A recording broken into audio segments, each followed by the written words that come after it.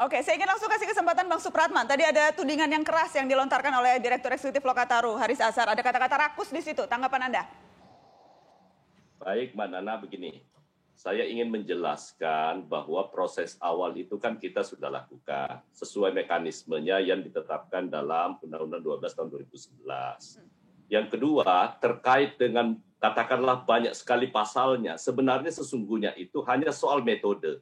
Kurang lebih 7.000 dim, ya. Tetapi sesungguhnya dalam satu pasal itu kan biasa terdiri dari 5 ayat. Yang berubah itu hanya 1 ayat. Jadi hampir 2/3 dari keseluruhan dim itu adalah dimnya tetap dan tidak berubah. Hanya soal drafting yang membuat kami harus tetap menulisnya utuh. Jadi kalau dim yang substansi yang berubah itu tidak lebih dari 1.800 dim. Jadi itu diingat ya, 1.800 dim. Nah, inilah yang selama proses 6 bulan kami diskusikan. Yang lain-lain itu sifatnya tetap, tidak perlu dibahas. Kecuali hanya soal kita menyangkut soal redaksionalnya. Itu satu.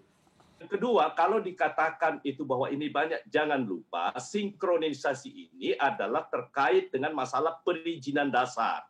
Kalau terkait dengan perizinan, ini kan tumpang tindih di antara satu kementerian satu dengan kementerian yang lain. Ini yang kita sinkronkan. Jadi benar 79 yang akhirnya jadi 73 undang-undang. Bang Supratman, tapi kemudian dari sisi untuk perizinan berusaha.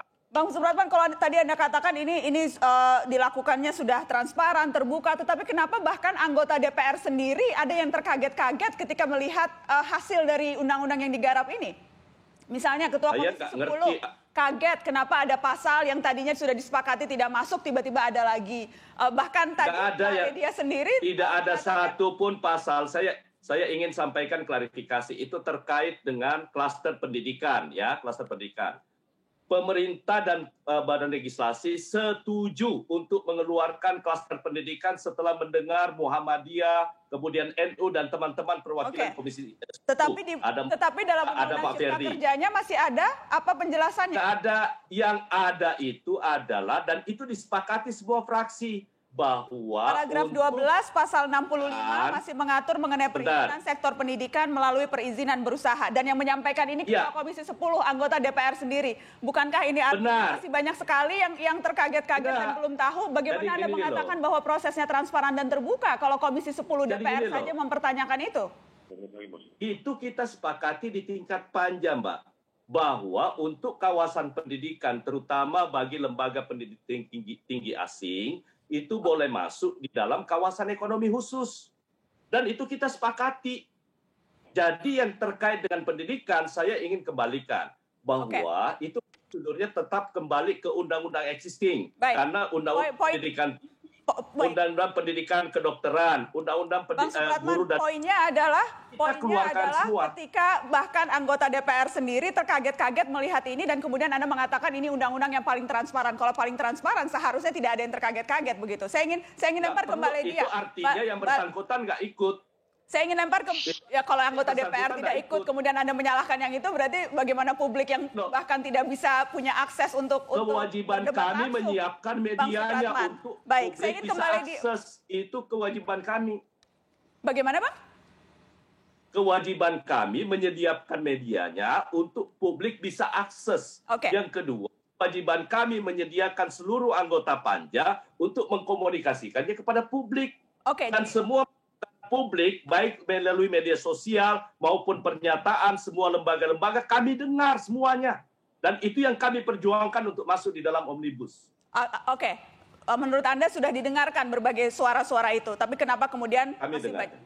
Saya ingin lempar ke Mbak Ledia. Mbak Ledia, Anda ada tanggapan tadi khusus Kepala BKPM bicara soal konsultasi publik yang dilakukan oleh pemerintah?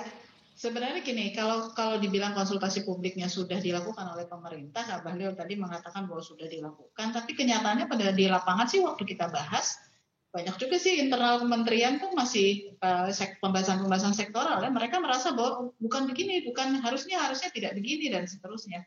Saya tidak tahu ya sejauh mana di internal pemerintah itu diajak bicara, tetapi banyak yang kemudian ternyata kok banyak yang nggak nyambung gitu. Kemudian gini Mbak Nana, jadi kalau ini tahun ke-11 saya di DPR bahas undang-undang yang dengan metode omnibus itu karena pertama kali itu memang rumit rumit benar. Kita harus mengatakan bahwa ini rumit. Meskipun tadi dikatakan oleh Pak Ketua bisa diambil cuma sebagian saja yang diubah gitu dan seterusnya. Tetapi kita nggak boleh lupa ada yang ketika kemudian diubah, dihapus itu mengubah konstruksi undang-undang asalnya. Dan ketika mengubah konstruksi undang-undang asalnya itu kan perlu kejelian tersendiri untuk melakukan pembahasan-pembahasan. Kami sampai di Timus itu menemukan misalnya yang sudah disepakati di Panja ternyata belum masuk. Jadi di Timus itu memang harus nyisir yang sudah masuk di Panja harus dimasukkan ke Timus, itu menjadi PR besar ya buat kita. Okay. Jadi tadi terhadap pemerintah sampai ke Timus itu masih ada yang mengusulkan ini mestinya jangan begini gitu. Artinya kan ada hal-hal yang memang belum semuanya selesai juga di internal pemerintah ketika mengusulkan ini. Oke.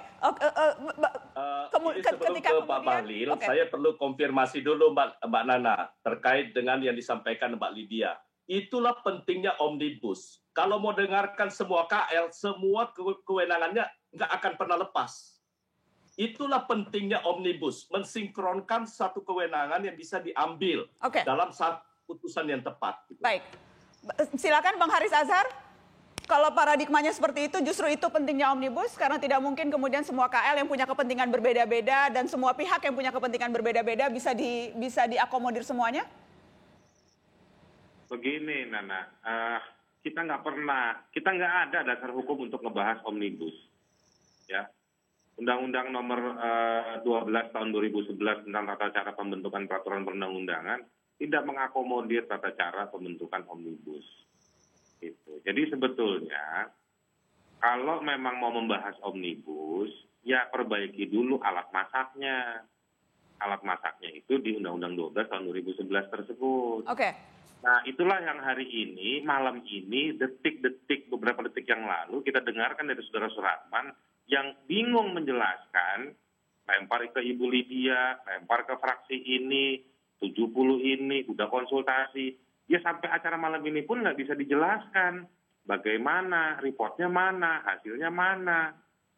Nah, itu karena kenapa alat masaknya nggak ada. Itu satu. Yang kedua, omnibus ini tidak berangkat dari gagasan. Dia hanya berangkat dari satu kepanikan kegagalan negara mengelola negaranya, mengelola pemerintahannya. Akhirnya muncullah ide omnibus yang dimunculkan di sidang umum MPR. Oke. Saya ingin langsung ke Kak Bahlil. Pak Bahlil, saya ingin masuk ke substansi berangkat dari tadi pernyataan Kak Haris Azhar. Ini kepanikan negara, kegagalan negara dalam mengelola negaranya, sehingga kemudian muncullah ide ini. Urgensinya apa sesungguhnya?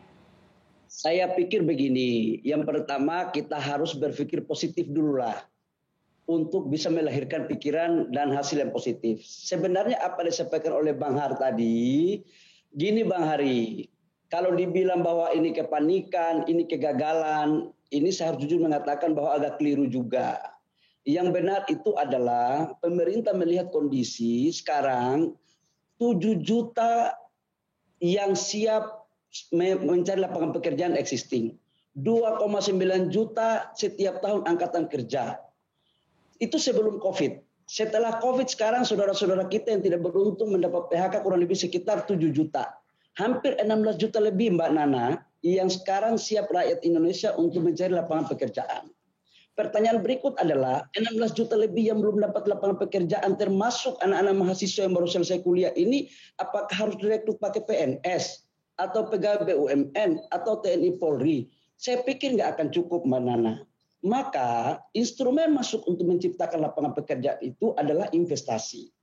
Nah namun atas dasar evaluasi total kondisi objektif kita sekarang, yang pertama investasi masuk itu kan problem kita itu adalah terjadi apa yang disebut dengan ego sektoral Mbak Nana. Harus jujur kita akui bahwa terjadi ego sektoral antar kementerian lembaga.